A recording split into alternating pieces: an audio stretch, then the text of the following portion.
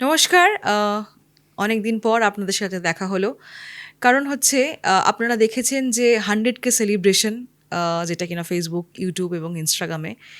আর আজকে আমার সাথে রয়েছে আয়ুর্বেদিক ডক্টর শুভশ্রী পাল রয়েছে।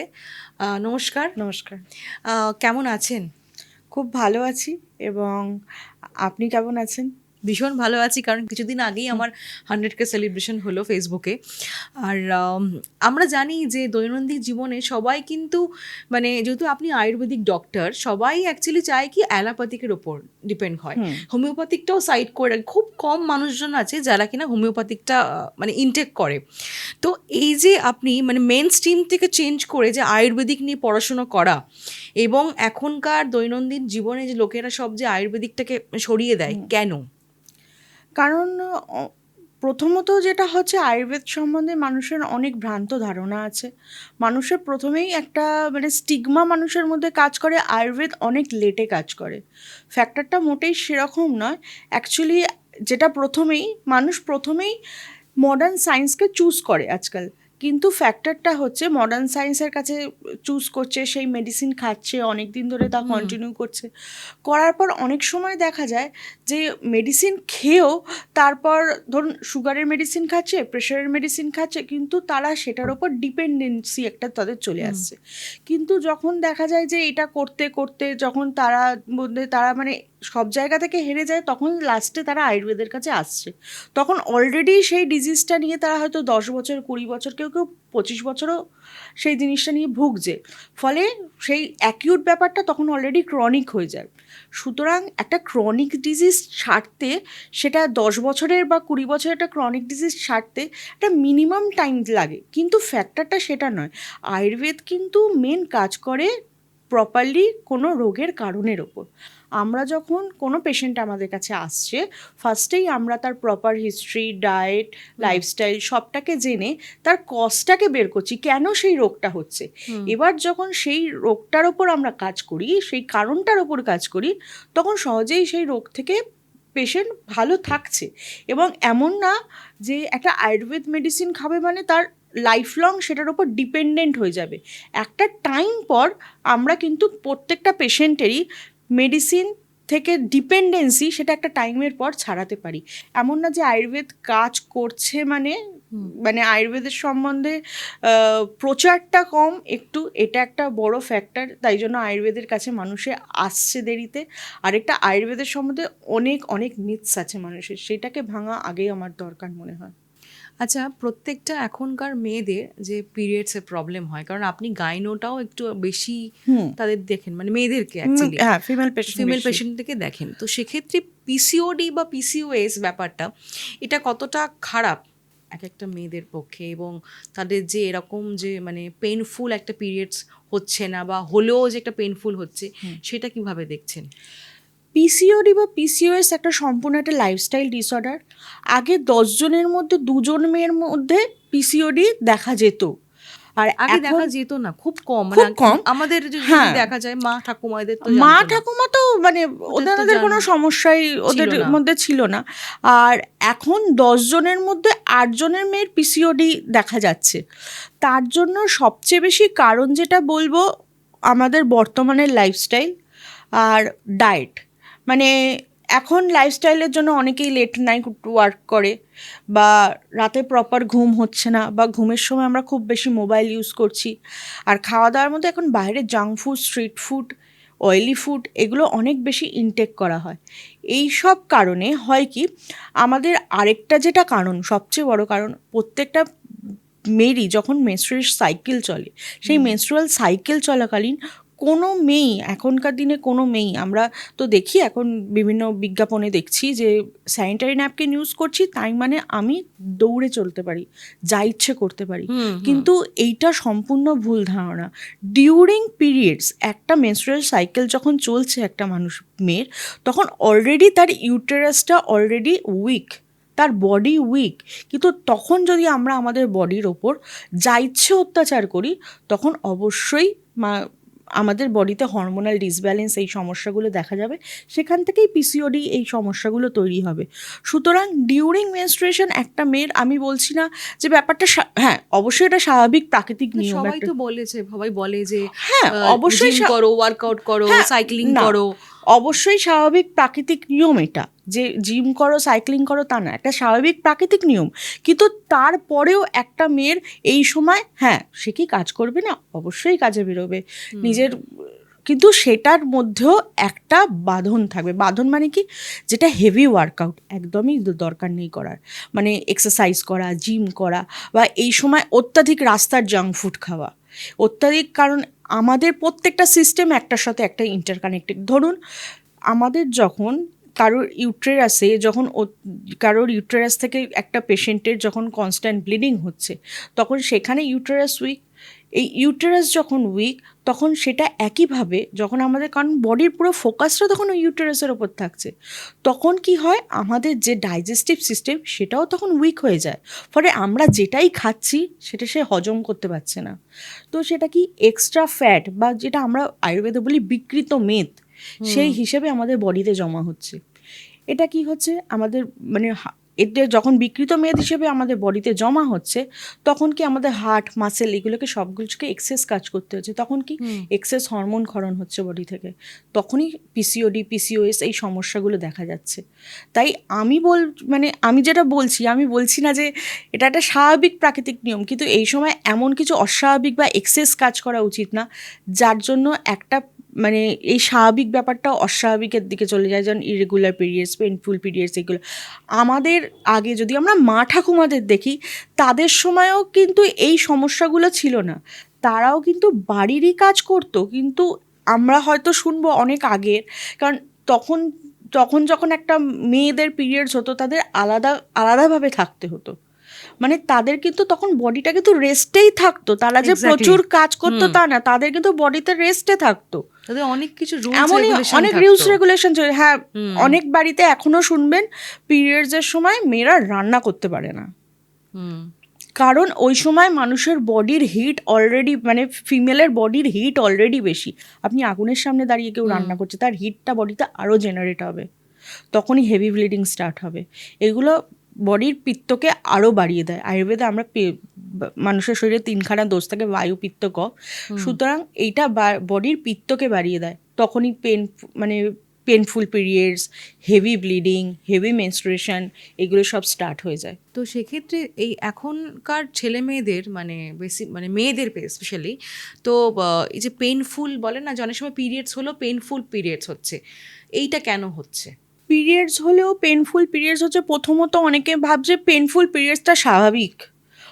আমাদের সবাই বলেছে পিরিয়ডস মানে পেন হবে, এটাকে মেনে নাও, না, এটা খুব ভুল ধারণা। পেনফুল পিরিয়ডস এই কারণেই হচ্ছে, কারণ আমরা যখন আমাদের বডিতে যে বায়ু, পিত্ত, কফ, আমরা আয়ুর্বেদে বলি বডিতে 3টে দোষ থাকে, বায়ু, পিত্ত অ্যান্ড কফ।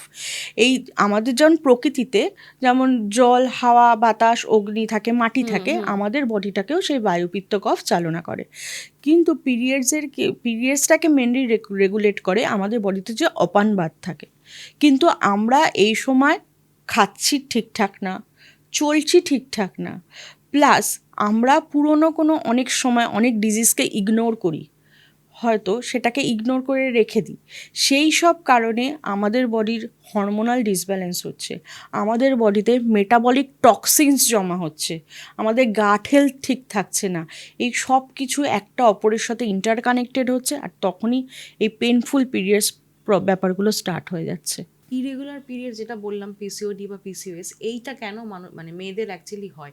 অনেক মেয়েদের দেখেছি 3 মাস 4 মাস বা 4 মাস পরে পিরিয়ডস হলো, আবার পিসিওডি বা পিসিওএস কানেক্ট করতে পারলো না, ইউএসজি হয়তো করে কানেক্ট করতে পারলো না, তখন হরমোনাল যে ইমব্যালেন্স, এইটা কোথা থেকে আসছে? মানে এর মানে আয়ুর্বেদিক অনুযায়ী, কারণ আমরা সবাই জানি মডার্ন টেকনোলজি অনুযায়ী সবাই যাই আমরা, নয় হোমিওপ্যাথিক তো বাদ সাইডেই রাখলাম, সবই হচ্ছে মডার্ন মেডিসিনের ওপর তারা বিলিভ করে। সেক্ষেত্রে আয়ুর্বেদিকের মধ্যে কি পাওয়ার আছে যেটা কিনা মেয়েদেরকে এই মানে হরমোনাল ইমব্যালেন্সটাকে আরো বেশি কানেক্ট করতে পারে? এবার প্রথমেই বলছি হরমোনাল ইমব্যালেন্সটা কেন হচ্ছে। ফার্স্টে যখন একটা, ধরুন আমি একজন বিভিন্ন কারণে হরমোনাল ইমব্যালেন্স হতে পারে। প্রথম হচ্ছে ডায়েট। একটা মানুষ অত্যাধিকভাবে স্পাইসি ফুড খাচ্ছে, অত্যাধিক জাঙ্ক ফুড খাচ্ছে, অত্যাধিক স্ট্রিট ফুড খাচ্ছে, এইটা যখন তার কনস্ট্যান্ট, একটা মানুষ মানে একটা ফিমেল যখন সেগুলোকে খাচ্ছে, তখন বডি সেটাকে ডাইজেস্ট করতে পারছে না। এবার কি হচ্ছে, সেই আনডাইজেস্টেড ফুডটা আমাদের বডির মধ্যে গিয়ে আমাদের যে গাটে থাকে, সেই গাটে জমে সেটা পচছে। এবার জমছে যখন, সেটা পচছে, এর সাথে সাথে আমাদের বডিতে একটা মেটাবলিক টক্সিন তৈরি হচ্ছে, এক নম্বর। আরেকটা কি হয়, অনেক সময় দেখা যায় অনেক ফিমেলরাই অনেক রাত জাগছে, রাত জাগার সাথে সাথে তার বডির বায়ু বাড়ে। তাদের কি ওয়েটও বাড়ছে সেক্ষেত্রে? অবশ্যই, যখন কেউ এই উল্টোপাল্টা খাবারগুলো খাচ্ছে, যখন তাদের বডিতে এই মেটাবলিক টক্সিনস জমা হচ্ছে, তখন স্বভাবতই এই মেটাবলিক টক্সিনসগুলো হয় গাটে জমা হয়, নয়তো একটা ফ্যাট ডিপোজিশন হয়, যেটাকে আমরা একটু আগেই বললাম বিকৃত মেদ হিসেবে আমাদের বডিতে জমা হচ্ছে। এই বিকৃত যে মেদগুলো, এটা এক্সেস ফ্যাট ডিপোজিশন হলো বডিতে। যখন বডিতে এক্সেস ফ্যাট ডিপোজিশন হলো, এই যে এক্সেস ফ্যাটগুলোকে তো বডি ভাবছে এটাও তো আমার বডির অংশ, এটাকেও তো আমার পোষণ করতে হবে। ওই হিসাবে excess hormone, excess gastric juice, এগুলো আস্তে আস্তে ক্ষরণ হতে শুরু করছে, ফলে হরমোনাল ইমব্যালেন্স শুরু হয়ে গেল। এবার কিন্তু দেখা যাচ্ছে, এবার বলছেন আয়ুর্বেদের ক্ষেত্রে কিভাবে আলাদা। পিসিওএস এর ক্ষেত্রে সব পেশেন্টের দেখবেন সেম সিমটমস দেখা যায় না। কিছু জনের ক্ষেত্রে দেখা যায় হয়তো সিমটম দেখা যায়, কিছু জনের ক্ষেত্রে হেভি মেনস্ট্রুয়েশন, কিছু জনের ক্ষেত্রে ইরেগুলার মেনস্ট্রুয়েশন, কিছু জনের এই যে আপনি বলেন 3-4 মাস হলো না, কিছু জনের হচ্ছে 1 মাসেই 2 বার হয়ে গেল, আবার 1 মাস অন্তর হলো, হওয়ার পরে হচ্ছে অল্প অল্প বেরোলো, স্পটিং মাসে আবার হচ্ছে হেভি বেরোলো। মানে এই জিনিসটা এটা কেন? কারণ প্রত্যেকটা পিসিওডি বা পিসিওএস সেম নয়। কারোর হয়তো বায়ুর জন্য পিসিওডি হচ্ছে, কারোর যেহেতু পিত্তর জন্য হচ্ছে, কারোর কফের জন্য হচ্ছে।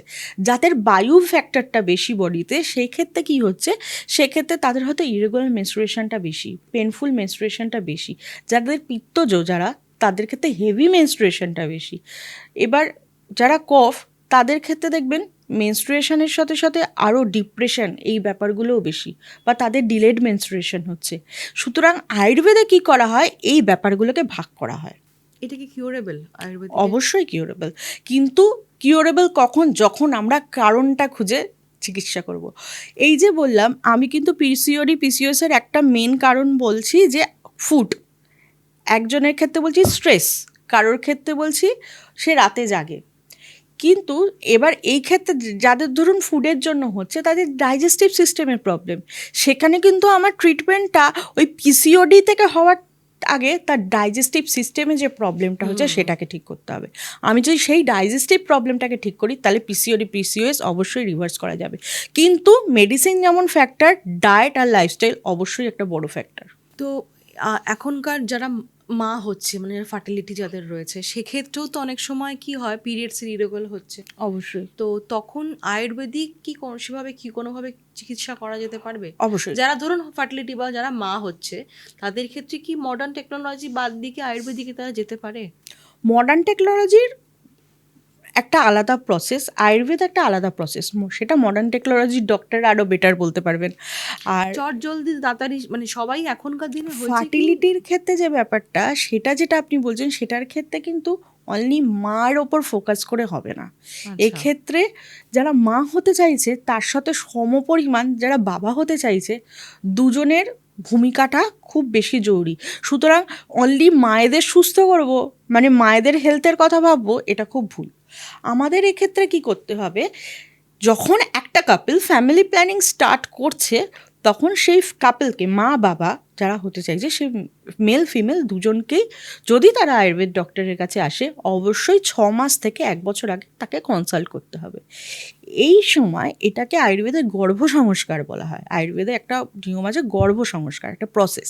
এই পদ্ধতিতে কি হয়, এই সময় মেল ফিমেল দুজনের একটা প্রপার হিস্ট্রি, ডায়েট বা তার আগের হিস্ট্রি, মানে আগে তার কী কী সমস্যা হয়েছিল, তার মানে তার স্টুল কেমন হচ্ছে, ইউরিন কেমন হচ্ছে, তার রাতের ঘুম কেমন, সবটা জেনে আমরা একটা হিস্ট্রি পেপার রেডি করি। এইটা জানার পর আমরা খুঁজে বার করি হ্যাঁ তার ভেতর কি কি সমস্যা আছে, তার ভেতর কোন কোন দোষের ইমব্যালেন্স আছে, তার মধ্যে এই হরমোনের ইমব্যালেন্স থাকতে পারে, তার মধ্যে তার খাবারটাকে এইভাবে ঠিক করতে হবে। এই সবটাকে ঠিক করে তার একটা শোধন প্রক্রিয়া করা হয়।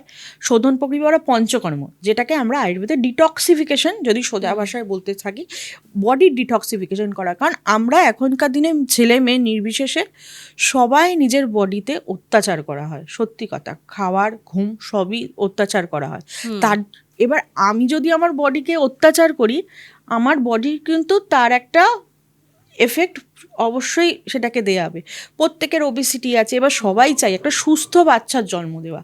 বাবা মাই যদি একটা স্পার্ম আর ওভাম সেটাই যদি সুস্থ না হয়, তাহলে পরবর্তী প্রজন্ম সুস্থ হবে এটা ভাবা খুব ভুল। সুতরাং এই দুজনের ক্ষেত্রে দুজনের ট্রিটমেন্ট করিয়ে তাদের এই যে যেমন দুজনকেই শোধন প্রক্রিয়ার মধ্যে যেতে হবে, দুজনকেই মেডিসিনে যেতে হবে। ফিমেলদের ক্ষেত্রে উত্তরবস্তি বলে একটা প্রসেস হয়, এর মধ্যে আমরা যে ইউটেরাস, তাদের প্রজনন ক্ষমতা, প্রজনন যে অঙ্গটা, ইউটেরাসকে হেলথকে আরও ইনক্রিজ করা হয়, সেটাকে আরও শক্তিশালী করে তোলা হয়। এইগুলো করার পর তারপর আমরা বলতে পারি একটা কাপল যদি তারা ফ্যামিলি প্ল্যানিং স্টার্ট করে, তখন এখনকার দিনে যেটা বাচ্চাদের মধ্যে কনজেনিটেবল অ্যানোমালি দেখা যাচ্ছে, বা একটা প্রেগনেন্সি হওয়ার পর একটা ফিমেলের রেকারেন্ট অ্যাবর্শন হয়ে যাচ্ছে, এই রেটটাকে কিন্তু কমানো যায়। আচ্ছা, আমি একটা জিনিস বলি, সেটা হচ্ছে আগে যে মা বাবা, মানে আমাদের যে মা কাকিমারা যারা বা জেঠিমারা যারা রয়েছে, তাদেরও তো সন্তান মানে আমাদেরই বয়সী বা আপনাদেরই বয়সী। এবার যখন আমাদের যারা মানে সেগমেন্টে যারা আছে, তারা যখন মা হচ্ছে, তাদের ছেলে মেয়েদেরই কেন সমস্যাটা আসছে? কারণ তারা, আমাদের মায়েদের বেলা তো এই প্রবলেমটা আসেনি, তাদের বেলায় কেনটা আসছে? তাদের লাইফস্টাইলটা দেখুন, তাদের লাইফস্টাইলটা দেখুন, তাহলে তো তাদের প্রত্যেকটা প্রজন্মেরই প্রবলেম হবে। তারা যখন আমার মা বাবা হবে, হ্যাঁ তখন তাদের ছেলে মেয়ে হ্যাঁ না, আগেকার দিনে কিন্তু আমাদের লাইফস্টাইল, আমার বাবা মা বা আমাদের দাদু ঠাকুমার লাইফস্টাইল একদমই এরকম ছিল না। এখন তো টেকনোলজি চেঞ্জ হচ্ছে। অবশ্যই টেকনোলজি চেঞ্জ হচ্ছে, কিন্তু তারা একটা টাইমলি খেতেন, তারা একটা টাইমে ঘুমোতে যেতেন। এই যে টাইমলি খেতে যাওয়া, আমাদের বাইরে যেমন সূর্য উঠছে, সূর্য ডুবছে, আবার পরের দিন সূর্য উঠছে, একটা কথা আছে যৎ পিণ্ডে তৎ ব্রহ্মাণ্ডে, মানে বাইরে যেটা হয় সেটা আমাদের শরীরের ভেতরও হয়। সকালবেলা সূর্য উঠছে, দুপুর 12টার সময় সূর্য একদম পিকে, 12টা থেকে 2টো। আমরা কিন্তু দুপুরের খাওয়াটা খাচ্ছি 3টে-4টের সময় অনেকেই, কিন্তু এই টাইমে কি হয়, যখন 12টা থেকে 2টো যখন সূর্য পিকে, তখন কিন্তু আমাদের বডির ডাইজেস্টিভ ফায়ারও পিকে। আমাদের কিন্তু 12টা থেকে 1টার মধ্যে লাঞ্চ করা উচিত। হলো, এবার হওয়ার পরেই অনেকে এরপরে এটা হওয়ার পরে সেই 3টে-4টের সময় খেলাম, খাওয়ার পরেই হলো কি আবার হয়তো সন্ধ্যে 5টার সময় আবার আমরা রাস্তা থেকে কিছু কিনে খাচ্ছি, অনেকে ঝালমুড়ি খাচ্ছে, ফুচকা খাচ্ছে, এইসব খাচ্ছে। আমাদের আগের ফুডটা কিন্তু অলরেডি হজম হয়নি, সেটা হজম হওয়ার আগেই আমরা বডিতে আরেকটা ফুড দিলাম। আগে আমাদের দাদুরা যারা দিদারা ছিল, তারা কিন্তু অনেক আর্লি ডিনার করতো, রাত 11টা-12টার সময় কেউ খেতেন না। সেই তাহলে সকালে উঠতে হতো, অনেক কাজ থাকতো। হ্যাঁ, সকালে সকালে উঠতে অবশ্য হতো, এখনো অনেকে ওঠে, অনেকে ওঠে কাজ, কিন্তু তারা মানে সকালে ওঠে জিম করে, সকালে ওঠার জন্য জিম করার জন্য ওঠে, কিন্তু তারপরের সাইকেলটা কিন্তু তারা সেভাবে মেনটেন করে না। সকালে উঠলো, জিম করলো, উঠেই সকালবেলা উঠে এক গ্লাস হয়তো স্মুদি বা হেলথ ড্রিঙ্ক একটা বিশাল খেলো। কিন্তু আমার মতে সকালবেলা উঠে এই খালি পেটে, সকালবেলা উঠে খালি পেটে 1 গ্লাস জল কারোরই খাওয়া উচিত না।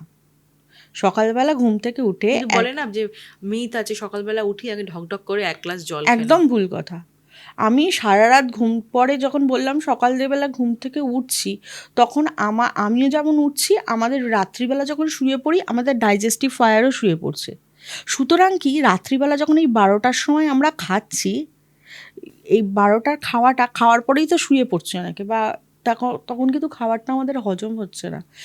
আগেকার সকালবেলা উঠেই মানুষের একটা ফ্যাক্টর ছিল, সকালবেলা উঠে বাথরুমে যাবে বা স্টুল পাস করবে। এখনকার কিন্তু লোকে স্টুল পাস একজন, কেউ দিনে 2বার যাচ্ছে, কেউ 3টের সময় যাচ্ছে, কেউ হয়তো বিকেলে যাচ্ছে, এরকম করে কোনো মানে প্রত্যেকের একটা সকালবেলা উঠবে মানুষ স্টুলে যাবে, মানে বাথরুম যাবে স্টুল পাস করতে, এটাই নর্মাল বিষয়।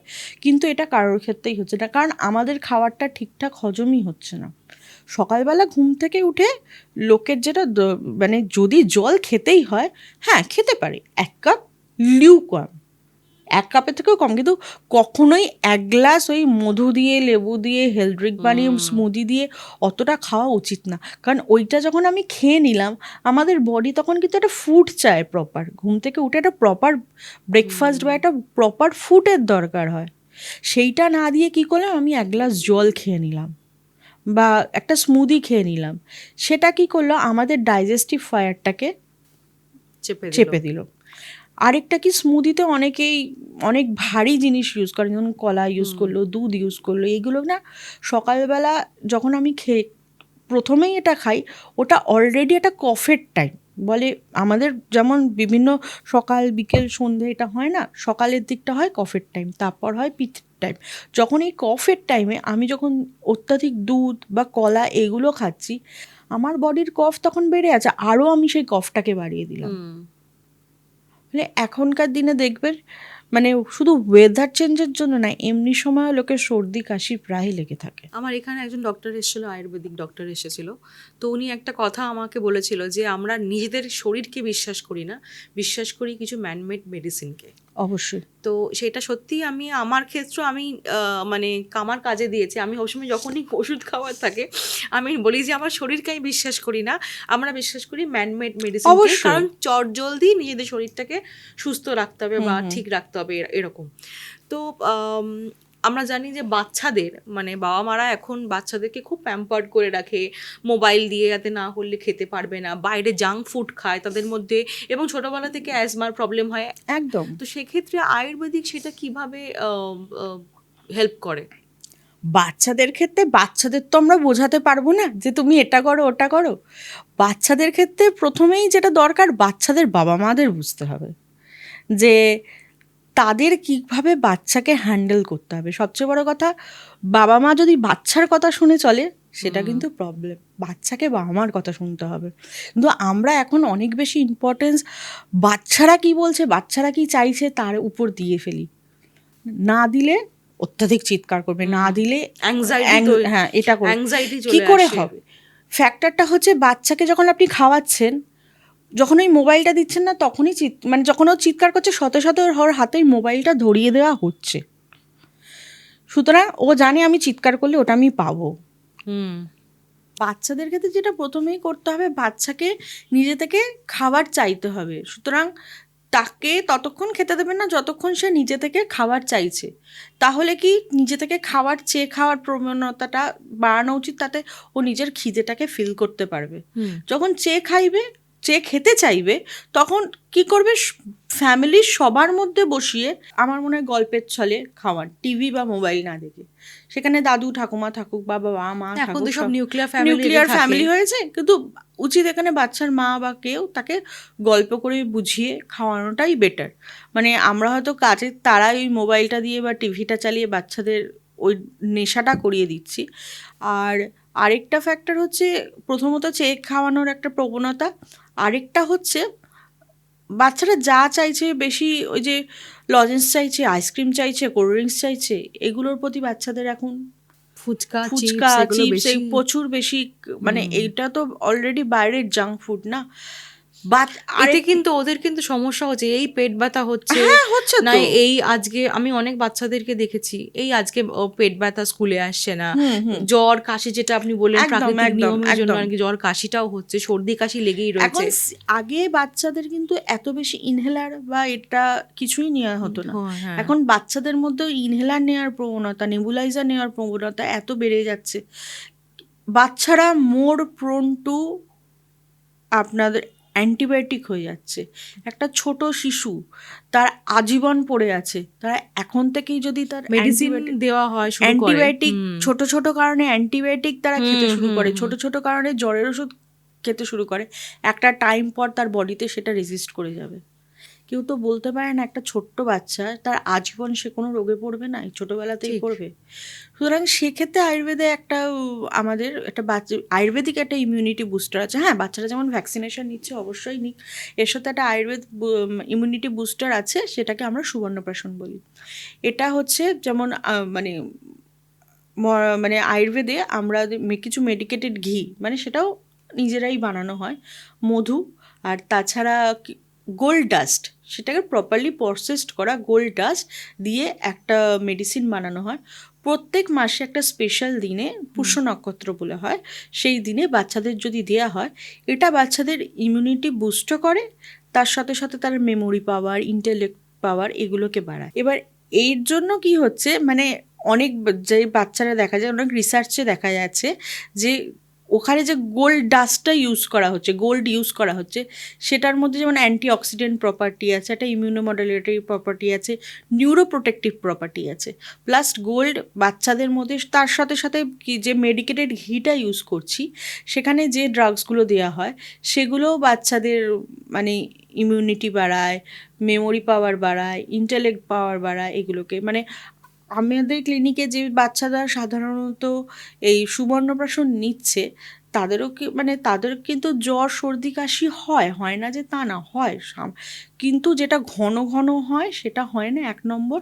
আর দ্বিতীয়ত, এই জ্বর সর্দি কাশি হলেই যে বাচ্চাদের অ্যান্টিবায়োটিক প্রোন হতে হচ্ছে তা না, তারা কিন্তু সুবর্ণপ্রাশন প্রত্যেক মাসে নিচ্ছে। এর সাথে সাথে যখনই জ্বর সর্দি কাশি হচ্ছে, তখন সামান্য কিছু ডায়েটের মাধ্যমে আর খুব সামান্য মেডিসিনের মাধ্যমে তারা সুস্থ হচ্ছে।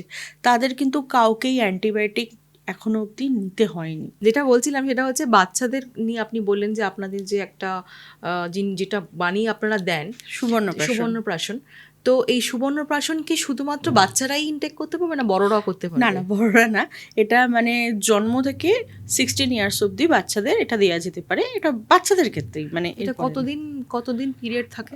ওই 16 ইয়ার্স অবধি, ওই 16 ইয়ার্স কমপ্লিট হয়ে গেলে আর দেওয়া হয় না। আচ্ছা, তারপরে প্রত্যেক মাসে বাচ্চাদের একটা মানে একটা পার্টিকুলার ডেট থাকে, ওই ডেটে আমরা দিই। কিন্তু আমার মনে হয় সুবর্ণপ্রাশন খাওয়ার কোনো পার্টিকুলার ডেট হয় না, বাচ্চারা রেগুলারই এটাকে ইনটেক করতেই পারে। সুতরাং সেই হিসেবে আমাদের বাচ্চার বাবা মাকে প্রোভাইড করে দেওয়া হয়, ওরা রেগুলার সেটাকে বাচ্চাকে প্রত্যেকদিন সকালবেলা সেটা অল্প করে খায়। আর বড়দের জন্য যে মেডিসিনগুলো, কারণ মেডিসিন তো আপনারা নিজেরা বানান, আমি শুনেছি যে মেডিসিন আপনার কতদিন লাগে বানাতে? হ্যাঁ, এবার সেটা তো ডিপেন্ড করে। এবার কিছু কিছু পেশেন্টের মানে সবচেয়ে বড় কথা, মেডিসিন প্রত্যেকটা ক্ষেত্রে আয়ুর্বেদে যেটা মেনলি, প্রত্যেকটা মানুষ সেম নয়।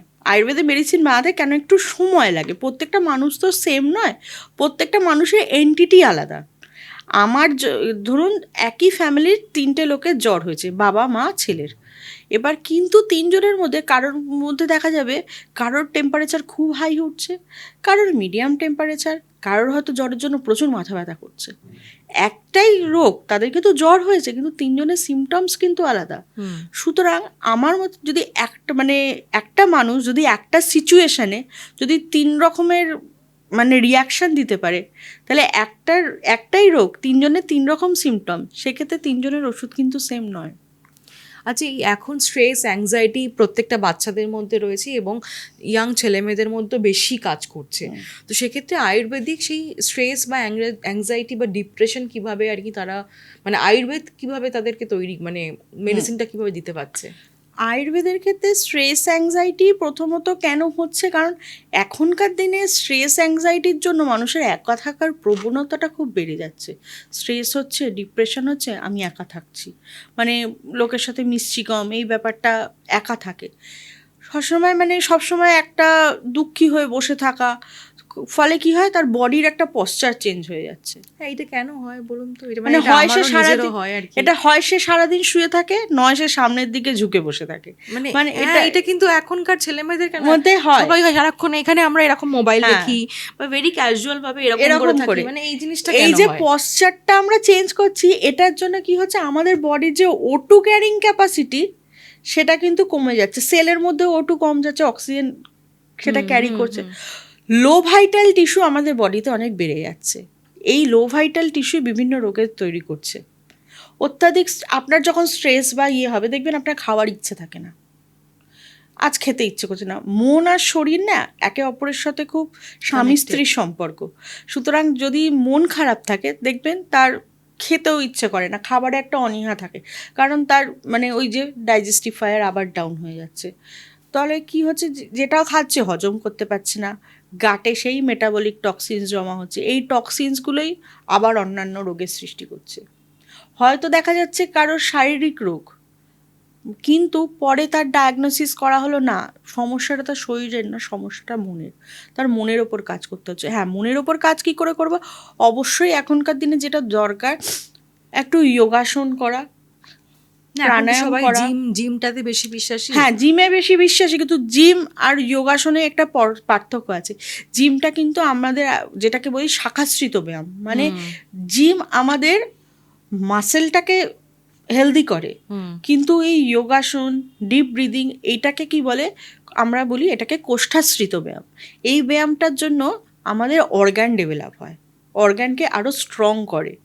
সুতরাং অনলি মাসেলকে স্ট্রং করাও যতটা জরুরি, আমাদের অর্গানকে স্ট্রং করাও ততটাই জরুরি। সুতরাং এই ক্ষেত্রে যোগাসন, জিম করুক, আমি বারণ কেন জিম করবে না, অবশ্যই প্রত্যেকটা জিনিসের নিজস্ব গুণ আছে, জিম করুক, কিন্তু তার সাথে ততটাই যোগাসন করুক, প্রাণায়াম করুক, অনুলোম বিলোম করুক, একটা ডিপ ব্রিদিং এক্সারসাইজ করুক, এটা দরকার। আর আয়ুর্বেদে ওষুধ কিছু আছে, এর জন্য আপনার ব্রাহ্মী আছে, জটামাংসী আছে, কিন্তু এইগুলো নিজে থেকে ইনটেক করার থেকে অনেকেই টিভি দেখে বা নেট ঘেটে ব্রাহ্মী শুনলো, জটামাংসী শুনলো, নিজে থেকে খেতে শুরু করে, কিন্তু এটা এভাবে ইনটেক করা ঠিক নয়। কারণ এটা যেটাই করতে হবে, একজন আয়ুর্বেদ ডক্টরকে কনসাল্ট করতে হবে, কারণ সে কি প্রকৃতির, তার ক্ষেত্রে সেই ওষুধটা শ্যুট করছে কেন, করবে কি না, বা তার বডিতে সেই ওষুধটা কতটা ফিট, এটা তো জানতে হবে। সেটা না জেনে, সেটা আয়ুর্বেদ বলুক, মডার্ন বলুক, যে কোনো ওষুধই কোনো ডক্টরের কনসালটেশন ছাড়া খাওয়া উচিত না। এছাড়া বডির যে টক্সিন জমা হচ্ছে সেটাকে ডিটক্সিফিকেশন করার জন্য কিছু পঞ্চকর্ম আছে, সেগুলোকে করতে হবে। আয়ুর্বেদের শিরোধারা বলে একটা প্রসিডিওর আছে, সেটা স্ট্রেসের জন্য খুবই ভালো, কিন্তু এক্ষেত্রেও মানে অনেক জায়গায় আছে, অনেক জায়গায় গিয়ে অনেকে লোকে বলবে, হ্যাঁ আমাদের কাছেও কি ফোন আসে না, আসে, আমাকে শিরোধারার দরকার, আমাকে আপনি শিরোধারা দিয়ে দিন। না, শিরোধারা তখনই করা যায় যখন একজন আয়ুর্বেদ ডক্টর তাকে সেই শিরোধারা করার জন্য সাজেস্ট করে। নিজের মতো এসে নিজের মতো তো শিরোধারা, কারণ এই যে শিরোধারাটা করছি, শিরোধারাটার জন্য একটা আমরা পার্টিকুলার অয়েল ইউজ করি, সেই অয়েলটা কিন্তু প্রত্যেকটা পেশেন্টের ক্ষেত্রে সেম হয় না, তার প্রকৃতি আলাদা, প্রত্যেকটা মানুষের বডি কনস্টিটিউশন আলাদা, তার বডিতে কোন দোষটা বৃদ্ধি পেয়েছে আমাকে সেটা দেখতে হবে, তার বডিতে কোন ধাতুর অবস্থা কেমন আমাকে সেটা দেখতে হবে, সেইগুলোকে দেখে তারপর তার মানে হ্যাঁ, তার শিরোধারার জন্য বা আদার ডিটক্সিফিকেশনের জন্য কি কি মেডিসিন, সেটা একটা আয়ুর্বেদ ডক্টরই সিলেক্ট করে তাকে করতে পারে। সুতরাং এটা কিন্তু হ্যাঁ, শিরোধারা করলে স্ট্রেস কমে, তাই বলে আমি এটাকে একটা রিল্যাক্সেশন প্রসিডিওর হিসেবে নিয়ে সবাই এটাকে করতে পারে তা নয়। প্রত্যেকটা জিনিসের একটা ইন্ডিকেশন, কন্ট্রা ইন্ডিকেশন বলে একটা ব্যাপার থাকে। সুতরাং সেই বিষয়ে যে পারদর্শী, আমার মনে হয় তাকেই কনসাল্ট করে সেই ব্যাপারটা এগোনো উচিত। আচ্ছা, ল্যাকটেটিং ওম্যান তারাও কি আয়ুর্বেদিক ইনটেক করতে পারে? আয়ুর্বেদিক ইনটেক যে কেউ করতে পারে, এটা ল্যাকটেটিং ওম্যান, মানে যারা প্রেগনেন্ট ওম্যান, যারা বাচ্চা, বয়স্ক, যে কেউ করতে পারে। এটা একটা টাইম টেকিং তো আয়ুর্বেদিক না, টাইম টেকিং তো ফ্যাক্টরটা কে, এটা আমি বলছি না, যখন ব্যাপারটা ক্রনিক হয়ে যাচ্ছে সেটা টাইম টেকিং, কিন্তু একটা পেশেন্ট যখন অ্যাকিউট অবস্থায় আমাদের কাছে আসে, সেটা কিন্তু দেখা গেছে পেশেন্ট 1 মাসেও সুস্থ হচ্ছে, 1 সপ্তাহতেও সুস্থ হচ্ছে, তার রোগটা কতদিনের পুরনো সেটা তো আমাকে দেখতে হবে। হ্যাঁ, 10 থেকে 20 বছরের পুরনো রোগ কখনোই, সেটা অলওয়েজ টাইম টেকিং, কিন্তু যদি তার রোগ ধরুন কেউ জ্বর নিয়ে এসছে, সে কি 1 মাস ধরে জ্বরের ওষুধ খাবে? কখনোই না, তার জ্বর আয়ুর্বেদও 7 দিনেই কমবে।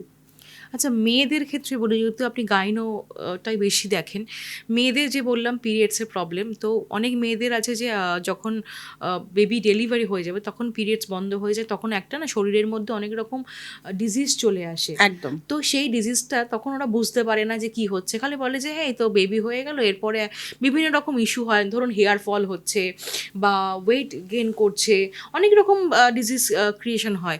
তো সেক্ষেত্রে আয়ুর্বেদিক কিভাবে তাদেরকে মানে ন্যাচারাল ওয়েতে কীভাবে সাজেস্ট করে? ন্যাচারাল ওয়েতে বলতে গেলে যখন বেবি আমরা অনেক এখন সিজারিয়ান বেবির সংখ্যাটাই প্রচুর, বেশি, প্রচুর অনেক বেশি, কারণ নর্মাল ডেলিভারি এখন বলতে গেলে একদমই নিতে চায় না। কমে এসছে।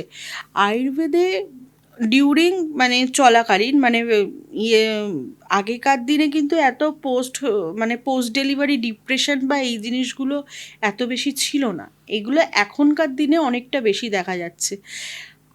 আমরা যদি ডিউরিং প্রেগনেন্সি মানে আয়ুর্বেদ অনুসারে কিছু কিছু মানে যেটাকে বলি মাসানুমাসিক পরিচর্যা বলা হয় আয়ুর্বেদে, এই পরিচর্যাগুলোকে মেনটেন করি, তাহলে এই ব্যাপারটাকে অনেকটাই অ্যাভয়েড করা যায়। যে ক্ষেত্রে সিজার করতে হচ্ছে অপারেশনের আগে এবং অপারেশনের পরে, হ্যাঁ সিজার যদি করতে হয় সেখানে অবশ্যই কমপ্লিকেশন থাকলে সিজার করতে হবে, কিন্তু সিজার করতে হলে অপারেশনের আগে বা অপারেশনের পরে মানে কিছু কিছু নিয়মস আছে, মানে নিয়মগুলো সেগুলো যদি আমরা আয়ুর্বেদ অনুযায়ী মেনটেন করি, আয়ুর্বেদ অনুযায়ী ফলো করি, সেটা ওটির পরের কমপ্লিকেশনগুলোকেও এড়ানো যায়। আর ওটির আগে যদি আমরা সেটাকে মেনটেন করি তাহলে ওটিটা অনেক বেশি সুবিধা হয় মানে করতে, এটাই। তো মেয়েদের তো বললাম না, যেটা হেয়ার ফল কি করে কন্ট্রোল করা যায় আয়ুর্বেদ মাধ্যম দিয়ে? হেয়ার ফল মানেই চুল পড়ে যাচ্ছে, এটা সবাই, কিন্তু কেন হচ্ছে? আয়ুর্বেদের মেন জিনিসটা হচ্ছে রোগের কারণটা খুঁজতে হবে। হেয়ার ফল হতে পারে পেটের জন্য হচ্ছে, আগে কোনো রোগ আছে তার জন্য হচ্ছে, সেই কারণটা খুঁজে যদি আমি সেইটাকে না করে মানে সেইটার ওপর কাজ করি তাহলে হেয়ার ফলও নর্মালি কমে যাবে। কিন্তু আয়ুর্বেদে প্রথম আর প্রধান হচ্ছে কেন হচ্ছে, এই কেন হচ্ছেটা খোঁজাই একজন আয়ুর্বেদ ডক্টরের কাজ। ওই কেনটা যদি খুঁজে বের করতে পারি তাহলে পরের রাস্তাটা অনেক সহজ হয়ে যায়। ওই কেনটার পেছনেই অনেক কিছু, ওই কারণটা যদি ট্রিট করা যায় তাহলে কিন্তু আয়ুর্বেদ লেটে কাজ করে, এই ধারণাটাই খুব ভ্রান্ত হয়ে যাবে। আচ্ছা, ডাক্তাররা নিজেরা খুব মানে সবাইকে বলে খুব ভয় দেখায়, অনেক ডাক্তার খুব ভয় দেখায়, তো আপনি নিজেও একজন ডক্টর, কখনো মানে মনে হয় যে আপনি সুস্থ আছেন বলে, এই কোয়েশ্চেনটা হয়তো কোনো ডক্টর কি করে না যে আপনি ভালো আছেন, আপনি সুস্থ, সবাই না হ্যাঁ ভীষণ ভালো আছি, আপনাদেরও তো কখনো ডিজিজ হতে থাকে বা হয়, সেক্ষেত্রে কি আপনি নিজে আয়ুর্বেদিক খান নাকি না মডার্ন টেকনোলজি মেডিসিন খান? না, সেক্ষেত্রে আমি আয়ুর্বেদ মেডিসিনই চুজ করি, ওই রোগের কারণ খুঁজি, যে প্রবলেমটা হয়েছে। অবশ্যই সেটা আমি আয়ুর্বেদ ওষুধ খাওয়ার সাথে সাথে আমরা যেটাকে মেনটেন করি আমাদের ডায়েট আর লাইফস্টাইলটাকে আগে মেনটেন করার চেষ্টা করি, ওই টাইমলি খাওয়া, টাইমলি ঘুমানো, এই ব্যাপারটাকে আমরা মেনটেন করার চেষ্টা করি। এই জিনিসটা যদি একটা মানে যেটা আয়ুর্বেদে বলা হয় দিনচর্যা, একটা মানুষের ডেলি রুটিন কি হবে, এই ডেলি রুটিনটা যদি কেউ করে সারাদিনে, বলতে গেলে আমরা এখন খুব ফ্রিকোয়েন্টলি খাচ্ছি, যদি একটা মানুষ সারাদিনে দুবার খায় মানে 10টা থেকে 12টার মধ্যে একটা ব্রাঞ্চ করলো আর রাত্রিবেলা একটা হালকা ডিনার করলো, আর সেটা ভালো হয় সূর্যাস্তের আগে করলে, সেটা কেউই এখন করে না, কারণ সূর্যাস্তের পর আমাদের ডাইজেস্টিভ ফায়ারটাও সেভাবে, যেমন সূর্য ডুবে গেলে ডাইজেস্টিভ ফায়ারটাও আমাদের সেরকমভাবে কমে যায়, ওই জন্য সবসময় বলা হয় লাইট ডিনার করতে। যদি খুব লেটও হয় আমাদের 7টা থেকে 7:30টার মধ্যে নিজের ডিনারটা কমপ্লিট করা উচিত। এই দুবার খাওয়া আর একবার স্টুল পাস যদি কোনো পেশেন্টের হয়, মানে সেটা পেশেন্ট তো পরে কোনো সাধারণ মানুষের হয়, তাহলে তার কিন্তু কোনো রোগ হওয়ার সম্ভাবনাটাই কম, বা যদিও বা হয়ে থাকে তাতে খুব সামান্য ওষুধেই তারা সুস্থ হবে। কিন্তু আয়ুর্বেদ কিন্তু অনলি মানুষকে এটা শেখায় না তোমার রোগকে কিভাবে কন্ট্রোল করা যায়, মানে রোগ হলো তার ওষুধ দিয়ে দিলাম। আয়ুর্বেদের এম কিন্তু দুটো, স্বস্থস্য স্বাস্থ্য রক্ষণম, আতুরস্য বিকার প্রশমনং চ, মানে যে সুস্থ আছে তার স্বাস্থ্যটাকে কীভাবে মেনটেন করব, আরেকটা যে রোগী, আতুর মানে যে রোগী তার যে সমস্যা সেটাকে তো কমাবই, কিন্তু যে সুস্থ আছে তার স্বাস্থ্যটাকেও কীভাবে মেনটেন করবো সেটাও কিন্তু আয়ুর্বেদ বলে। এর জন্য তার ডেলি রুটিন কেমন হওয়া উচিত, এর জন্য যার ঋতুচর্যা মানে সিজনাল চেঞ্জ, প্রত্যেকটা সিজন চেঞ্জ হচ্ছে, সিজন চেঞ্জের অনুযায়ী কিন্তু প্রত্যেকটা বাইরের আবহাওয়া চেঞ্জ হচ্ছে, সব কিছু চেঞ্জ হচ্ছে, সুতরাং সেটার সাথেও আমরা কীভাবে চলবো, চলবো। সেই সময় কি খাবো কি খাবো না, বর্ষা ঋতুতে কি খাবো, শীতকালে কি খাবো, গরমকালে কিভাবে খাবো, কিভাবে চলবো, সেটা কিন্তু সম্পূর্ণভাবে আয়ুর্বেদে বলা আছে। আমরা যদি এটাকে মেনটেন করতে পারি তাহলে মানুষের রোগ হওয়ার সম্ভাবনাটাও কমে, আর খুব সামান্য ওষুধেও সে সুস্থ হয়ে যায়। তো আয়ুর্বেদিক আমাদের কাছে এখন মানে যেহেতু আমার আগের এপিসোডেও একজন এসেছিল, ডক্টর এসেছিল, তো সেক্ষেত্রে আয়ুর্বেদিক যারা মানে মডার্ন টেকনোলজিতে আমরা যারা বিলিভ করি, যারা হচ্ছে হোমিওপ্যাথিক ছেড়ে দিয়ে যারা মেন স্ট্রিমে যারা মেডিসিন খাই, আয়ুর্বেদিক কতটা তাদের জীবনে প্রভাব ফেলে আপনি কি বলবেন আমাদের অডিয়েন্সকে, যে কতটা আয়ুর্বেদিক নেওয়া উচিত? প্রথমত মডার্ন সায়েন্স, তো মডার্ন সায়েন্সের ওপর আমি কখনোই সেটার সম্বন্ধে কোনো বলে, সেখানকার মডার্ন সায়েন্সের ব্যাপারে মডার্ন সায়েন্সের ডক্টররা, তার জন্য তারাও 5.5 বছর পড়াশোনা করেছেন, ওনারা এই বিষয়ে বেটার বলতে পারবেন। কিন্তু মানে যেটুকু জানি মানে মডার্ন সায়েন্সের ক্ষেত্রে কী হয়, যখন সিমটমসের ওপর একটা মানে সিমটমস একটা বেরোলো, পেশেন্টের সিমটমস বেরিয়ে সেগুলো টেস্ট করা হলো, ডক্টররা সেই হিসেবে টেস্ট করে, সেখানে যে প্যারামিটার্সগুলো আপ ডাউন থাকলো বা সেইগুলোর ওপর কাজ করা হয়।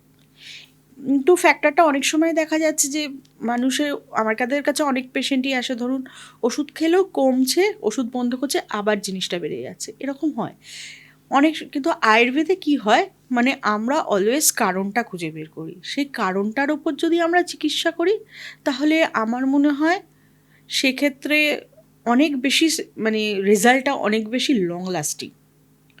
আমরা যদি কারণের ওপর ট্রিটমেন্ট করি, অনেক স্থায়ী রেজাল্ট আর লং লাস্টিং রেজাল্ট। আর তার সাথে সাথে এটা অবশ্যই মানুষকে ডায়েট, লাইফস্টাইল, মানে হেলদি থাকতে হবে। আমরা কিন্তু এখন অনেক জিনিসই ওই ছোট্টখাটো সিমটমস এটা নর্মাল, এটা বলে আমরা অ্যাভয়েড করে দিই। কিন্তু এইটাকে আমরা অ্যাভয়েড না করে যদি প্রথম থেকেই মানে যদি সেই জিনিসটাকে ওপর গুরুত্ব দিয়ে সেই জিনিসটার ওপর চিকিৎসা শুরু করি, তাহলে আমার মনে হয় পরে অনেক বড় রোগকে আমরা আটকাতে পারবো, 1 নম্বর। আর 2 নম্বর, অবশ্যই আমাদের দিনচর্যা, ঋতুচর্যা, এই ফ্যাক্টরগুলোকে মেনটেন করা উচিত, যেটা আয়ুর্বেদে অলওয়েজ বলা হয়েছে একটা মানুষের ডেইলি রুটিন মেনটেন করো, সিজনাল অনুযায়ী যেগুলো ব্যাপার সেগুলোকে মেনটেন করো। সেগুলো যদি আমরা মেনটেন করি তাহলে আমার মনে হয় মানুষের খাওয়া, ঘুম, এই ব্যাপারগুলোকে মেনটেন করি, সেগুলোকে মেনটেন করলে মানুষের মানে রুগ্ন হওয়ার চান্সটা অনেক কমে যায়।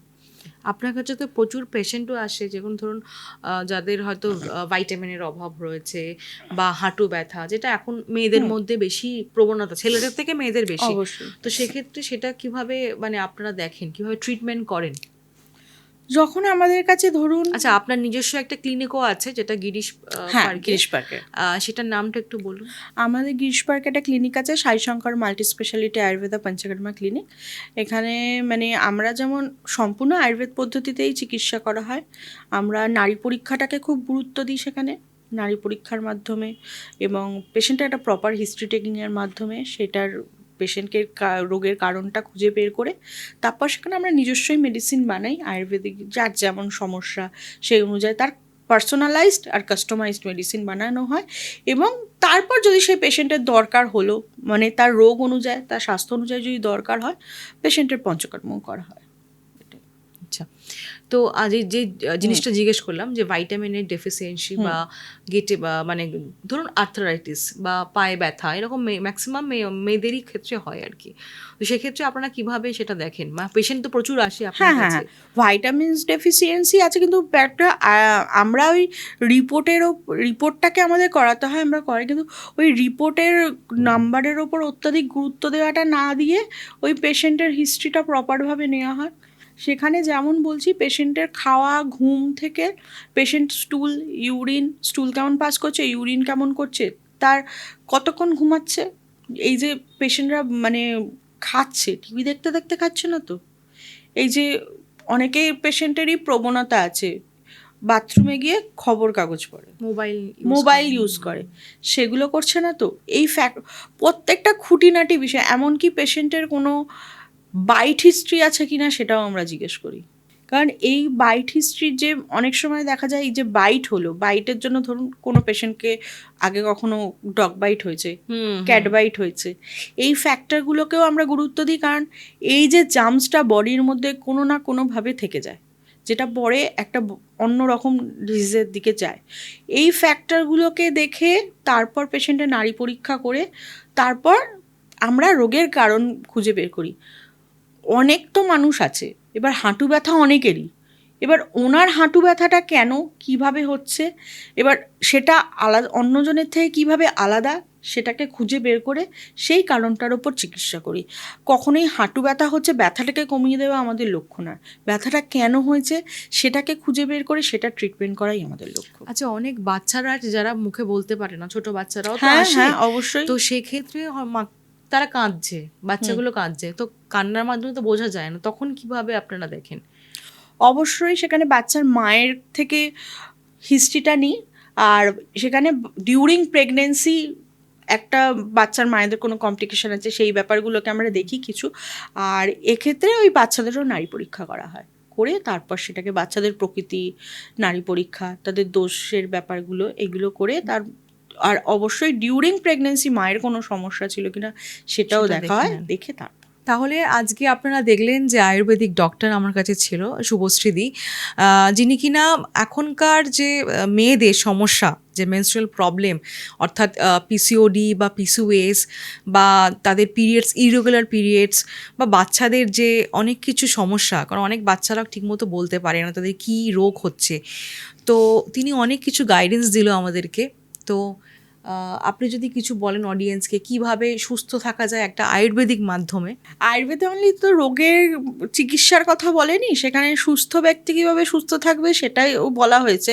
সুতরাং সেক্ষেত্রে অবশ্যই একটা মানুষের দিনচর্যাটাকে মেনটেন করতে হবে, ঠিক টাইমে ঘুম থেকে ওঠা, ঠিক টাইমে খাওয়া, এবং বাইরের জাঙ্ক ফুড এই ব্যাপারগুলোকে, স্ট্রিট ফুড, অয়েলি ফুড এই ব্যাপারগুলোকে অ্যাভয়েড করা, এই আর এছাড়া প্রত্যেক দিন একটা সেম টাইমে খাওয়া, রাতের ডিনারটাকে অত্যাধিক লেট না করা, এবং অবশ্যই যে রাত না জাগা, রেগুলার একটু প্রাণায়াম বা যোগা এই ব্যাপারটাকে মেনটেন করা, যতটা সম্ভব স্ট্রেস কম নেওয়া, এবং যখন আমার বডিতে কোনো ছোটোখাটো সিমটমসও হচ্ছে সেইটাকে না অল্প হয়েছে এটাকে ইগনোর না করা, তখন থেকেই সেটাকে গুরুত্ব দেওয়া, তাহলে পরে আমরা কোনো বড় রোগ থেকে আমরা সেটাকে বড় রোগকে অ্যাভয়েড করতে পারি। এবং অবশ্যই আয়ুর্বেদকে একটা পদ্ধতি হিসাবে বেছে নেওয়া, কারণ বর্তমান সত্যি মানুষের সত্যি খুব বিজি, কিন্তু তাই বলে শুধু একটা ভ্রান্ত ধারণা আছে বলে একটা এতদিনের প্রাচীন সায়েন্সকে আমরা অ্যাভয়েড করব সেটা না করে ব্যাপারটাকে একবার নিজে ব্যাপারটাকে খতিয়ে দেখা, কারণ আদৌ আয়ুর্বেদ কী সেটা মানে জেনারেলি এখন অনেক মিথের ওপরই দাঁড়িয়ে আছে, যে আয়ুর্বেদ একটা অনেক দেরিতে কাজ করে, আয়ুর্বেদ শুধু হাঁটু ব্যথার ওপর কাজ করে, মানুষের মনে এই ব্যাপারগুলোই চলছে, কিন্তু না, আয়ুর্বেদ কিন্তু সব রোগকেই সারাতে পারে, যতটা কিডনির রোগকেও সারাতে পারে, হার্টের রোগের সমস্যা ঠিক করতে পারে, একটা প্রেগনেন্ট ওম্যানের সমস্যাও ঠিক করতে পারে, একটা ইনফার্টিলিটির সমস্যাও ঠিক করতে পারে, হাঁটু ব্যথাও ততটাই কমাতে পারে। সুতরাং সেই মিথগুলোর ওপর ভরসা না করে এই চিকিৎসা পদ্ধতিটাকেও একটু নিজের করে দেখা যেতেই পারে। Thank you. Thank you.